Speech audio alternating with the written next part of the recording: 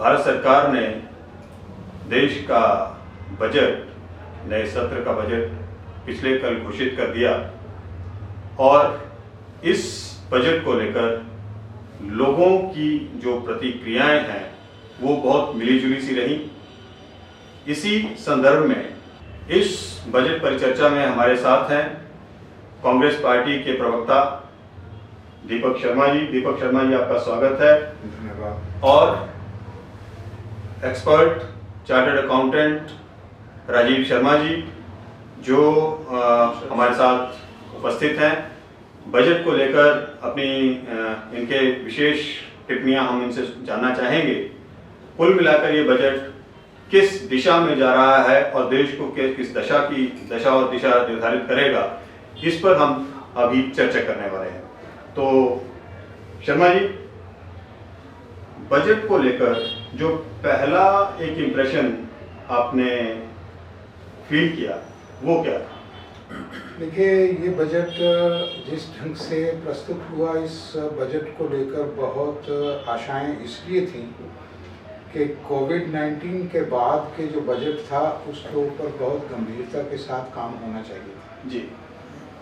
इसलिए कि पिछले एक वर्ष में जिस तरह से पूरे समाज के सभी अंगों ने इसमें जो है वो दुख सहा, कई तरह के आर्थिक सामाजिक नुकसान जो है पूरे सभी समाज के सभी अंगों को हुए, तो बहुत उम्मीद थी कि ये अभी जो बजट आएगा इसमें निस्संदेह सरकार जो है वो कोई गंभीरता के साथ इस बजट को पेश करेगी ताकि देश को नई दिशा मिल सके। लेकिन ऐसा नज़र आया कि ये बजट पूर्णतः दिशाहीन है और मात्र अडानी अंबानी को और ज़्यादा धनवान बनाने की ओर ये बजट है। शर्मा जी, राजीव जी, चूँकि आप चार्टर्ड अकाउंटेंट हैं और आए दिन आप वित्तीय मामलों की ओर ध्यान आपका रहता है, बहुत सारे प्रोजेक्ट्स आपके सामने इस तरह के आते हैं। जो बजट को लेकर चार्टर्ड अकाउंटेंट कम्युनिटी का क्या सोच थी, क्या उम्मीद थी और क्या इसको अब किस नज़रिए से आप लोग देखते हैं? धन्यवाद जी। चार्टर्ड अकाउंटेंट्स जो हम इसको बजट को देख रहे हैं, हम इसको एक ग्रोथ ओरिएंटेड बजट के हिसाब से इसको ले रहे हैं जी। इसमें जो इनकम टैक्स के पुराने स्लैब्स थे, जो भी इनकम टैक्स के प्रोविजंस पुराने थे वो वैसे के वैसे ही रखे गए हैं, उनमें कोई ज़्यादा बदलाव नहीं किया गया है। एक बदलाव ये किया गया है कि जो 75 ईयर्स से अबव एज वाला ग्रुप है, इनकम टैक्स पेयर्स हैं, उनके लिए अगर पेंशन से और डिपॉजिट्स के इंटरेस्ट से कोई इनकम है तो वो पूर्णतया उनको इनकम टैक्स की रिटर्न भरने से छूट दे दी गई है। और भी काफ़ी इसमें ऐसे प्रावधान किए गए हैं जो कि एक जन साधारण के लिए बड़े फायदेमंद हैं। जैसे कि एक सेक्शन 147 होती है हमारे इनकम टैक्स एक्ट में। उस सेक्शन के तहत आयकर अधिकारी जो है अपनी इंफॉर्मेशन के बेसिस के ऊपर पिछले 6 वर्ष तक की जो आयकर विवरणियां हैं उनको रीअसेसमेंट के लिए ओपन कर सकते थे। अब वो समय जो है वो रिड्यूस करके 3 वर्ष तक कर दिया गया है। और अगर आयकर अधिकारी के पास कोई क्रेडिबल इंफॉर्मेशन है जिसकी की कंसीलमेंट जो है या उसका छुपाया गया है, वो अगर 50 लाख से ऊपर बनती है तब जो विभाग है तब उनको 50 लाख से ऊपर तब उनको 10 साल तक जो है वो अपना हिसाब किताब देना पड़ सकता है।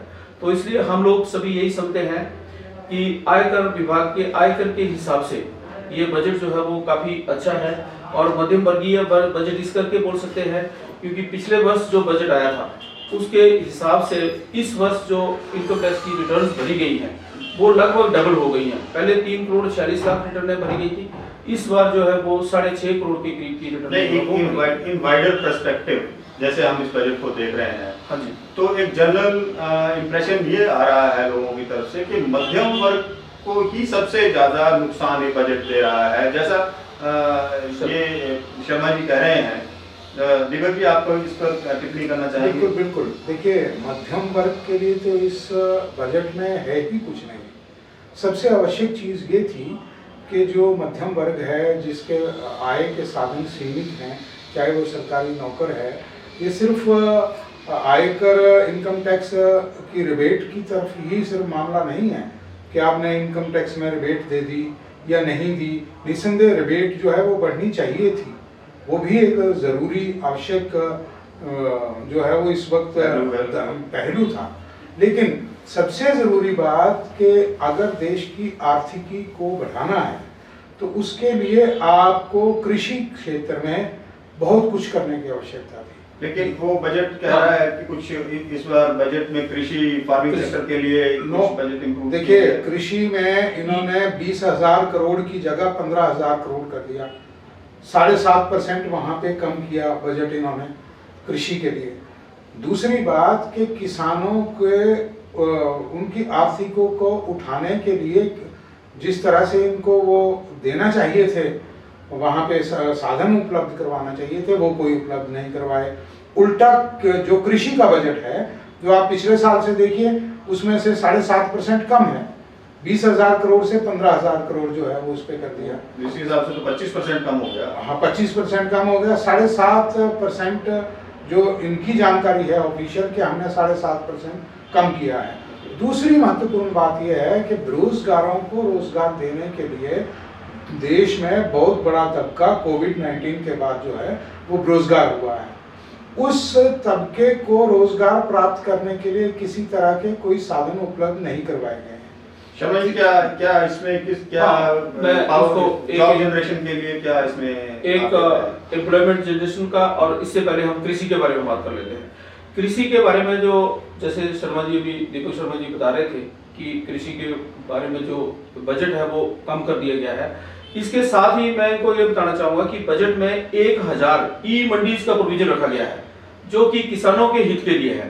किसान अपना जो उत्पाद है वो इलेक्ट्रॉनिक माध्यम के वजह से आप उसको कहीं भी किसी भी मार्केट में अपनी सेल कर सकते हैं, जो कि इस वर्ष इस बजट में 1000 मंडियों का ई मंडियों का एक प्रोविजन रखा गया है। नहीं, देखिए, और इसके साथ बेरोजगारी के बारे में, चलो एक तो ये किसानों का हो गया, दूसरा बेरोजगारी के बारे में।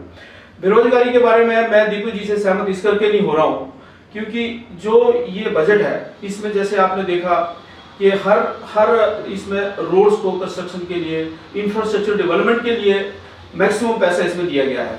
65,000 करोड़ जो है वो एक स्टेट बंगाल स्टेट को दिया गया, किसी दूसरी स्टेट को भी 90,000 करोड़ दिया गया। इस तरह से सारा जो बजट है वो ग्रोथ और इंफ्रास्ट्रक्चर को डेवलपमेंट के लिए है। और इंफ्रास्ट्रक्चर जब डेवलपमेंट होती है तो उसमें एम्प्लॉयमेंट जनरेशन होती है, एम्प्लॉयमेंट जनरेशन उसमें होगी, बिल्कुल होगी एम्प्लॉयमेंट जनरेशन। लेकिन क्या ये इंफ्रास्ट्रक्चर डेवलपमेंट दो स्टेट्स केरला या इधर वेस्ट बंगाल असम में भी है? मैं इसमें जोड़ना चाहूँगा साथ में कि इंफ्रास्ट्रक्चर की अगर आप बात करें, चाहे एयरपोर्ट की बात करें, चाहे ट्रांसपोर्ट की बात करें, चाहे आप इलेक्ट्रिकल जो ट्रांसमिशन की बात करें, चाहे वेयर हाउसेस की बात करें, रेलवे लाइन की बात करें, ये सब तो प्राइवेटाइज कर दिए हैं। ये सब तो मैं जिस बात को मैं कह रहा हूँ कि ये अडानी अंबानी के लिए है।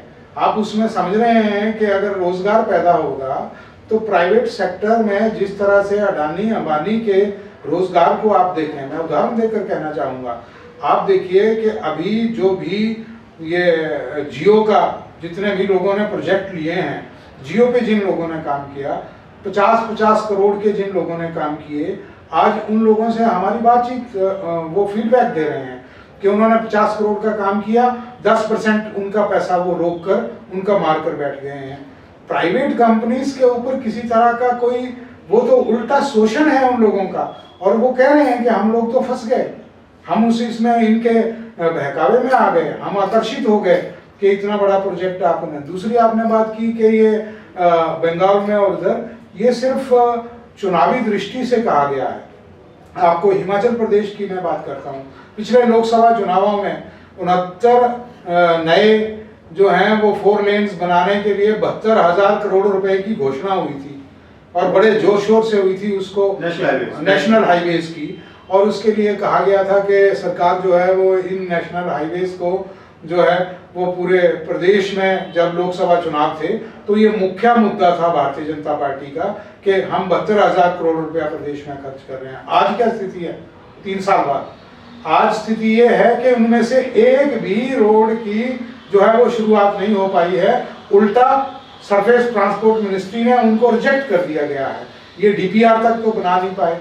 तो इस ढंग से आप देखिए, मैं जिस वो जहाँ तक इशू है डीपीआर का, वो जो इश्यूज थे वो भी भगत सिंह की सरकार थी, कांग्रेस गवर्नमेंट थी जब वो डीपीआर अब तो इनकी है, अब तो 3 साल इनके हो गए जब वो रिजेक्ट ही कर दिए इनकी सरकार ने। इन्होंने कहा कि नहीं ये नहीं बन सकते, ये संभव नहीं है। तो वापस बजट पर आते हैं। हाँ। तो आपका ये मानना है कि ये फिर ये बजट भी क्या एक वो जुमला है क्या? बिल्कुल जुमलेबाजी है, और ये बजट दूरदर्शिता से बहुत दूर है। मैं सिर्फ 3 पॉइंट्स के ऊपर कहना चाहूँगा। नंबर 1, किसानों के लिए इसमें जैसे ई मंडियों की बात कर रहे थे शर्मा जी, ई मंडियाँ किसान के लिए बिल्कुल कोई फायदेमंद नहीं है। मैं खुद एक पेशेवर किसान हूँ, मेरा पेशा ही किसानी है, मैं उस चीज़ को जानता हूँ। मेरे पास अगर 25 किलो कोई माल निकला है, मैं छोटा हिमाचल प्रदेश की आप बात कर रहे हैं या देश की बात करें तो देश में 70% 62 करोड़ रुपया 62 करोड़ कुल जो हैं वो किसान और मजदूर हैं। उनमें से 40 करोड़ किसान हैं। उन 40 करोड़ में से भी जो हैं वो 80% जो हैं वो लघु किसान हैं, जिनके पास छोटी खेती है, हाँ मार्जिनल, जिनके पास 1 एकड़ 2 एकड़ 4 एकड़ जमीन है। अब वो 4 एकड़ में जो पैदा कर रहे हैं वो कितना पैदा कर रहे हैं? 10 क्विंटल, 5 क्विंटल, 15 क्विंटल। अब वो 15 क्विंटल को ई मंडी के ऊपर आप कह रहे हैं वो कहाँ बेचेगा, वो कहाँ जाएगा बेचने? वो दिल्ली तो जाने से रहा।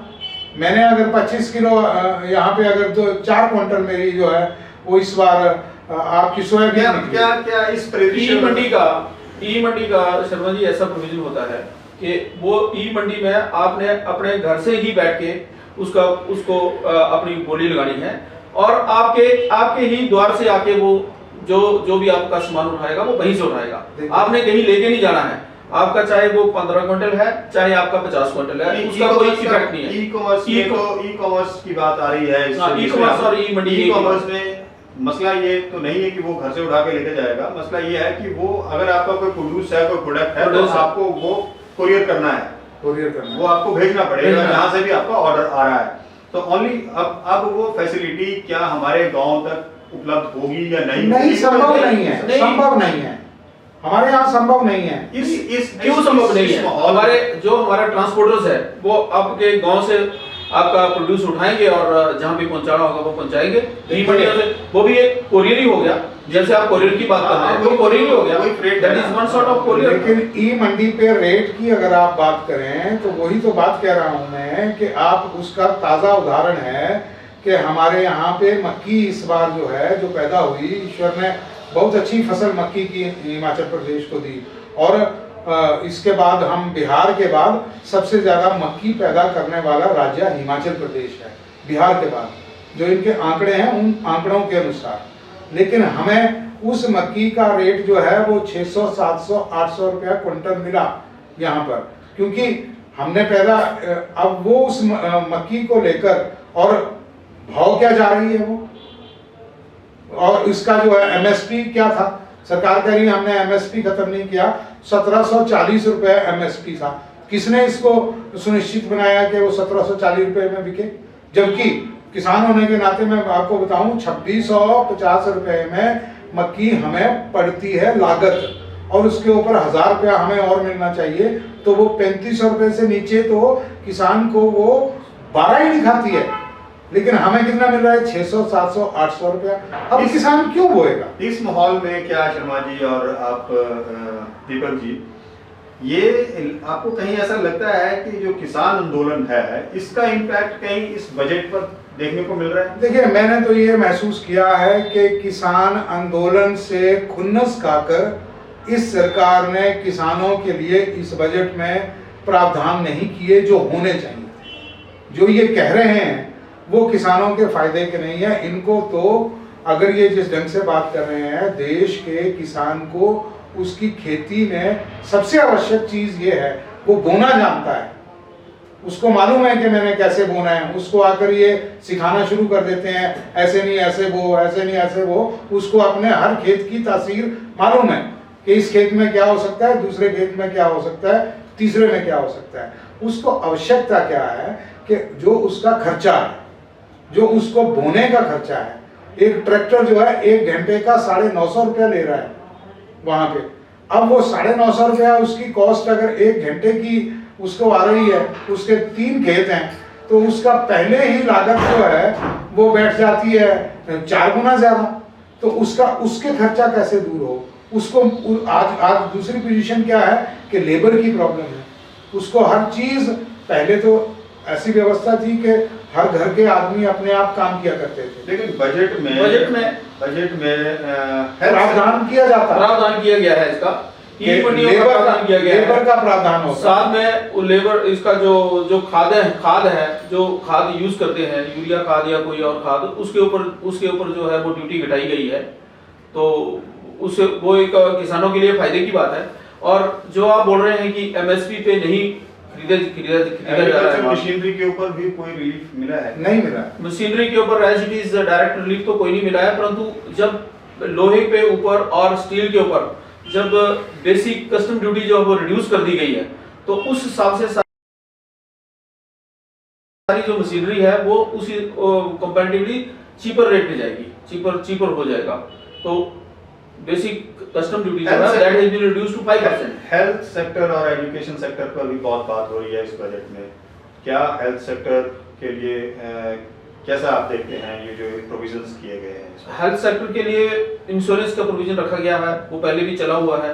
वो जैसे हमारे हिमाचल में हिम केयर है, उसका लोग फायदा उठा रहे हैं। फिर आयुष्मान भारत है, उसका फायदा लोग उठा रहे हैं। बाकी प्राइवेट सेक्टर्स में भी लोगों को जो हेल्थ सेक्टर में है वो उनको ज़्यादा से ज़्यादा जो फैसिलिटी है वो प्रोवाइड की जा रही है सरकार की तरफ से। तो मैं नहीं समझता हूँ कि हेल्थ केयर में इसमें कोई नया बजट प्रोविजन किया गया है, ऐसा कुछ आपको दिख रहा है? बिकॉज आज की अखबारें में देख रहा हूँ तो कहीं प्राइम मिनिस्टर जो हैं वो डॉक्टर की ड्रेस में दिखे मुझे। देखिए, मैं ये कहना चाहूँगा कि ये देश पूर्णतः मेडिकल माफिया की गिरफ्त में है। और अगर पूरे विश्व के परिप्रेक्ष्य में आप बात करें तो पूरे विश्व में ये मेडिकल माफिया जो है ये 4थे नंबर पर सबसे भ्रष्टाचार फैलाने वाले तरीके पे गिना जाता है। और इसको क्यों गिरफ्त में है, मैं क्यों कह रहा हूँ कि जिस ढंग से कोविड-19 के वक्त इस देश के साथ, इस देश की जनता के साथ आम आदमी जिसको जो लेमैन जिसको बोलते हैं उसके साथ मेडिकल माफिया का जो रोल रहा है, आज भी जो प्रावधान इन्होंने किए हैं ये सिर्फ मेडिकल माफिया को फायदा दे रहे हैं, आम जन को फायदा नहीं है, उस चीज का नहीं दे रहे हैं। 4 वायरोलॉजी, 4 इंटरनेशनल लेवल की 4 लैब्स के लिए प्रोविजन इसमें रखा गया है। वायरोलॉजी लैब जिसमें ये वायरस का डिटेक्शन होगी और वायरस की जो है वो पहचान की जाएगी कि और उसको कैसे उसके ऊपर काम किया जाएगा। तो ये एक बहुत बड़ी उपलब्धि है हमारे देश के लिए कि वायरोलॉजी लैब्स जो हैं वो डेवलप हो रही हैं। और पहले हमें दूसरे देशों के ऊपर वायरोलॉजी के लिए डिपेंडेंट रहना पड़ता था। अब हमारे देश में ही इसका काम शुरू हो गया, तो ये सरकारी क्षेत्र में हो रही है, ये कोई निजी क्षेत्र में नहीं कर रहे हैं। नहीं, तो इसलिए आप ये नहीं बोल सकते हैं कि ये बड़े माफिया के अंडर है, ये तो सारा प्राइवेट क्षेत्र में है ही। देखिए, वायरोलॉजी को कोई नहीं, उसके ऊपर हम कोई किसी तरह का आक्षेप नहीं कर रहे हैं। हमारे साइंसदानों पे हमें गर्व है। हमें उन साइंसदानों ने जो है वो सब कुछ, जो भी आज ये वैक्सीन आई है ये साइंसदानों की ही उपलब्धि है जिसकी वजह से देश में ये सब हो रहा है। प्रश्न साइंसदानों का नहीं है, उनके हम सम्मान करते हैं और सलाम करते हैं।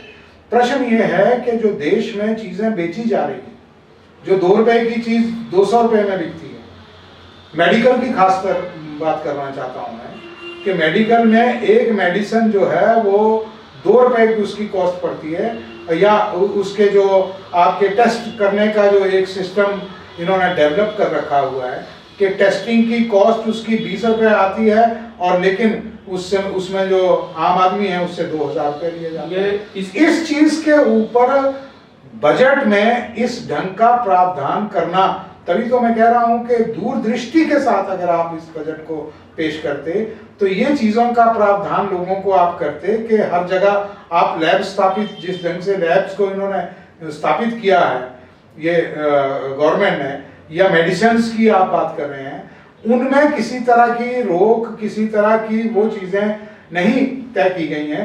ये मेडिकल माफिया के गिरफ्त में लाकर इस देश में हुआ खड़ा करके देखिए दिनेश जी, मैं हेल्थ के बारे में मैं ऐड करना चाहूंगा। जैसे अभी शर्मा जी ने बोला कि ये माफिया के अंडर आ गया है और ऐसा कोई प्रोविजन हमारे पास मेडिसिन को बेचने का नहीं बन पा रहा है। आपने पीछे देखा होगा कि पिछले 7-8 साल से, जब से मोदी सरकार आई है, तब से जो स्टंट पड़ते थे, जो पहले स्टंट जो था एक वो लाख रुपए का 80-80 हजार का आता था, वो अब वही स्टंट जो है वो 30,000 और 35,000 के बीच में पड़ रहा है। और जो घुटनों का ऑपरेशन पहले लोग 4-4 लाख में करवाते थे, वो अब लाख और 1.5 लाख रुपए में प्राइवेट सेक्टर में करवा लो, चाहे आप सरकारी सेक्टर में करवा लो। तो इसके लिए मैं नहीं समझता हूं कि अभी इस बारे में सरकार कोई कुछ नहीं कर रही है। इस जो रेट कंट्रोल्स के बारे में है, वो ये भाजपा सरकार जो है वो काफी जोर शोर से इसमें लगी हुई है, परंतु बजट में इस तरह का कोई प्रावधान नहीं हो सकता है मेरे हिसाब से, क्योंकि बजट के लिए कोई स्क्वाड नहीं बनाई जा सकती है। बजट में इसका कोई प्रावधान नहीं है, ये तो एक एडमिनिस्ट्रेटिव मैटर है जो कि गवर्नमेंट अपने लेवल पे देख रही है। तो इसके लिए मैं इनसे डिसएग्री करता हूँ। बजट के जो प्रोविजंस हैं इस बार के बजट के, एक आपने बताया कि इनकम टैक्स के लिए सीनियर सिटीजन्स को रिलीफ मिला है। ठीक है, एक और मैं बताता हूँ इसके बारे में। अभी क्या है कि एक बहुत बड़ा रिलीफ आपको, जो मध्यम वर्गीय, शर्मा जी बोल रहे थे कि मध्यम वर्गीय लोगों को इसका कोई बेनिफिट नहीं हुआ, वो मैं आपको उसका भी थोड़ा सा एक उदाहरण बताता हूँ। पहले क्या होता था कि जो हम प्रोविडेंट फंड में पैसे जमा कराते थे, उसके ऊपर सारे के ऊपर जो ब्याज है वो माफ होता था। अब मैं आपको एग्जांपल देता हूं कि एक कोई प्रोफेसर है कॉलेज में, उसकी 20 लाख रुपए सैलरी है साल की, वो क्या करते हैं कि 10 लाख रुपया उठा के प्रोविडेंट फंड में जमा करा देते हैं, और उस प्रोविडेंट फंड के ऊपर जो ब्याज आता है, जो इंटरेस्ट उसका जमा होता है, वो सारे का सारा इनकम टैक्स से माफ होता था। अब इस बजट में वो प्रावधान रखा गया है कि 2.5 लाख से ऊपर अगर आप कोई प्रोविडेंट फंड जमा कराना चाहते हैं, करवा सकते हैं आप, परंतु 2.5 लाख से ऊपर जो होगा उसके ऊपर उनको इनकम टैक्स देना पड़ेगा। और 2.5 लाख से ऊपर वही लोग करवा सकते हैं जिनकी अच्छी इनकम होगी। तो वो जो मध्यम वर्गीय, ये भी एक इनकम जनरेट हुई। और जो लोग ज्यादा से ज्यादा सेविंग करते जा रहे हैं, जैसे किसी ने 2.5 लाख रुपए सेविंग करनी है और वो कर रहे हैं 5 लाख रुपया, 10 लाख रुपया, तो उससे जो है वो उनको भी एक मतलब 2.5 लाख से ऊपर उनको इनकम टैक्स, उसके ऊपर इंटरेस्ट के ऊपर इनकम टैक्स देना पड़ेगा। नहीं तो ये भी लेकिन उनको नुकसान नहीं हुआ उनको। अब देखिए, आपको क्या मालूम है कि वो हो सकता है वो कैसे अपने पैसे बचा रहे हैं, किस तरीके से बचा रहे हैं, आपको इसके बारे में कोई पता नहीं है। एक सैलरी वाला व्यक्ति, सैलरीड पर्सन, तो सैलरीड पर्सन ही अपना सेविंग का एक फार्मूला कर रहा है। वो 20 लाख में से 10 लाख खर्चा कर रहा है, 10 लाख परंतु वो उसका मिसयूज कर रहा है। सैलरी गवर्नमेंट ने उसको ये बोला कि आपने 1.5 लाख रुपया सेविंग करनी है, यही तो बात है। इस अकाउंट में 1.5 लाख सेव करना है, वो उसके बदले में वो 15 लाख सेव कर रहा है। तो 15 लाख के बदले में जो उसका एक्सेस मनी है, वो गवर्नमेंट एक्सचेकर से तो पैसा जा रहा है ना जी। नहीं, उसको ब्याज तो देना पड़ रहा है ना, गवर्नमेंट को ब्याज देना पड़ रहा है उसके ऊपर, और ब्याज के ऊपर कोई टैक्स नहीं लग रहा है। मतलब ये नहीं, फिर हम यहाँ पर सुविधा क्या हुई?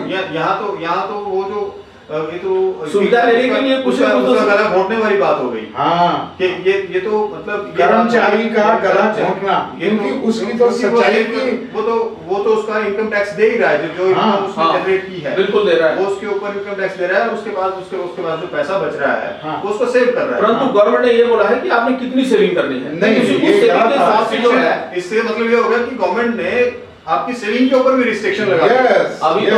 अभी तो 2003 के बाद के जो एम्प्लॉई हैं उनके लिए जीपीएफ एप्लीकेबल है ही नहीं। जो 2003 से पहले के गवर्नमेंट एम्प्लॉई ज्वाइन किए हुए हैं, उनके लिए जीपीएफ की सब सुविधा उपलब्ध है। बाकियों के लिए ये खत्म ही हो गया है। जब 2003 के बाद जो सरकारी एम्प्लॉई लग रहे हैं, उनके लिए कंट्रीब्यूटरी प्रोविडेंट फंड है, उसमें वो उतना ही पैसा जमा करा सकते हैं, उसमें वो 1.5 लाख से ज्यादा करवा ही नहीं सकते। नहीं, वही तो गलत बात है ना। तो पहले ये फ्रीडम थी, जितना मर्जी कराइए। अभी भी उनको फ्रीडम है, जो पहले के एम्प्लॉई हैं उनको अभी भी फ्रीडम है। और उनको क्या हो रहा था कि एक डिस्पैरिटी हो रही थी, जो बाद में एम्प्लॉई लगे हैं, नौकरी में लगे हैं, उनको वो तो अपना 2.5 लाख 1.5 लाख से ज्यादा जमा नहीं करा सकते उस खाते में, और जो पहले के एम्प्लॉई हैं वो अपना 10-10 लाख करा रहे हैं। और उससे गवर्नमेंट का नुकसान ये हो रहा था कि आपको तो जैसे आपने 10 लाख रुपए करा दिया, भाई साहब ने 1.5 लाख करा दिया, और आपको 10 लाख के ऊपर जो ब्याज लगेगा वो टैक्स फ्री हो गया। इनको सिर्फ 1.5 लाख के ऊपर ही टैक्स फ्री ब्याज मिलेगा, ब्याज जो है वो टैक्स फ्री होगा। वही बात है कि सरकार ने जो ये कर्मचारी हैं उन कर्मचारियों का गला घोंट कर आप जो हैं वो पैसा कमाना चाहते हैं कि देश को आप जो है आप सेविंग मत करो। जैसे सभी लोग बोल रहे थे कि कोविड में इतनी बड़ी महात्रासदी हमारे देश पे आई, पूरे वर्ल्ड में कोविड-19 की त्रासदी आई, उसमें सभी ये सोच रहे थे कि कोविड का कोई सेस लगाया जाएगा। तो we should be thankful to the honourable finance minister that at least COVID cess is not introduced. नहीं और सेस थोड़े कम है। और सेस के और जो सेस है कोविड पीएम केयर फंड है उसमें इतना डोनेशन आया है। हां, that's another issue, that is not covered under the budget. नहीं, that is not covered under that's not covered under the COVID। वो तो बजट में भी नहीं है, उसके ऊपर किसी तरह का आप जो है वो ऑडिट भी नहीं है। वो तो pandemic that is another issue, that is the but वो उसमें बजट में उसमें कितना पैसा आया है, प्राइम मिनिस्टर रिलीफ फंड में कितना आया है, कोविड केयर में कितना आया है, that is not covered under the budget। But मैं आपको ये बोल रहा हूँ कि जैसे भी हम लोगों ने यहाँ पे इनका एक्सपेंडिचर किया है, कोविड के लिए जो एक्सपेंडिचर इनकर हुआ है उसके लिए एवरीबॉडी वाज एक्सपेक्टिंग कि some cess is might be introduced. एक बिजनेस क्लास के लिए एक दूसरा रिलीफ सुनने में आ रहा था कि अब उन्हें किसी चार्टर्ड अकाउंटेंट से अपनी जो रिटर्न है वो असेस कराने की जरूरत नहीं। हाँ, वो भी है। वो क्या रिलीफ वो भी मैं बताता हूँ। वो है ऐसा कि अभी एक हमारे पास जीएसटी की जो रिटर्न, पहले मैं जीएसटी के बारे में बात करूंगा फिर इनकम टैक्स के बारे में बात करते हैं। जीएसटी का पहले क्या होता था कि 2 करोड़ से ऊपर जिसकी टर्नओवर होती थी साल की, फिर बाद में वो लास्ट ईयर कोविड के टाइम में वो that was increase to 5 crore.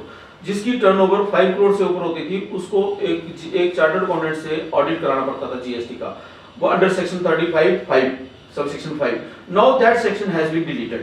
अब क्या है कि वो आपको ऑडिट कराने की आवश्यकता नहीं है। ये एक बहुत बड़ा रिलीफ है सारे इसके लिए। हालांकि चार्टर्ड अकाउंटेंट कम्युनिटी के लिए थोड़ा सा नुकसान है, नॉट नुकसान कुछ नहीं है, बट ऐसा है कि उसमें थोड़ा सा उनको ऐसा लगता है कि उनका काम थोड़ा सा कम हो गया। परंतु हम लोगों का, मैं खुद चार्टर्ड अकाउंटेंट हूं तो मैं ये पर्सनली ये समझता हूं कि हमें कोई नुकसान नहीं है, बल्कि उसमें लोगों का फायदा ये है कि अदरवाइज पहले क्या होता था कि everything was to be certified by a qualified chartered accountant, और उसमें सर्टिफाइड वर्ड है, नॉट ऑडिटेड। उसमें ये सर्टिफाई करना पड़ता था कि आपने जो रेट लगाया हुआ है वो सही लगाया हुआ है, आपने जो सेल दिखाई हुई है वो सही दिखाई हुई है। There was a lot of compliances in that. Those compliances have been withdrawn now under section 35(5). अब क्या है कि जो एक व्यापारी है जिसकी 5 करोड़ से ऊपर भी टर्नओवर है, कितनी भी टर्नओवर है चाहे, वो अपने आप सेल्फ असेसमेंट करके एक डिक्लेरेशन फाइल करेगा कि जो मैंने रिटर्न भर दी है वो ट्रू एंड करेक्ट है। आफ्टर सम टाइम, इसका ड्रॉबैक मैं आपको बताऊं जो अभी तक आप लोग नहीं विजुअलाइज कर रहे हैं, हम भी हमारे फाइनेंस मिनिस्टर ने भी इस बात को विजुअलाइज नहीं किया है। सपोज कर लो after 5 years you come to know, any shopkeeper comes to know कि ये मेरा जो टैक्स है वो 5 साल पहले मैंने देना था और मैं कम दे पाया क्योंकि आपने सेल्फ असेसमेंट करी। You might not be qualified enough to access all the provisions of the law, and what will happen after 5 years? You have to pay penalty and interest from the last 5 years. That is a bit flaw in this withdrawing of this section 35(5). But at present it is a relief to the vyapari work. So the business community has to be very careful while filing the returns. So that is one point. अब income tax की बात करता हूँ मैं। आपके income tax में भी ऐसा ही किया गया है। पहले 5 करोड़ तक जो 95% ट्रांजैक्शन जो है वो डिजिटल ट्रांजैक्शंस करता था, उसको 95% तक मतलब 5 करोड़ तक उसको ऑडिट नहीं कराना पड़ता था सीए से। अब जो है वो that limit has been increase to 10 crore. Okay. Otherwise audit वाली जो नॉर्मल रूटीन का ऑडिट है वो 1 करोड़ लिमिट पैसे की पैसे ही रखी गई, उसमें कोई बदलाव नहीं किया गया। देखिए शर्मा जी कुछ इसमें इस सरकार ने, मैं यही कहना चाहता हूँ कि इस सरकार ने नोटबंदी से एक काम शुरू किया था कि लोगों के घर से पैसा कैसे बाहर निकालना है। पहले तो उनके घरों से पैसा निकाल लिया, एक गरीब आदमी के घर में भी जो उसने 10, 20, 50 हज़ार भी रखा था वो भी उन्होंने निकाल कर सरकार ने सारे का सारा उधर डलवा लिया।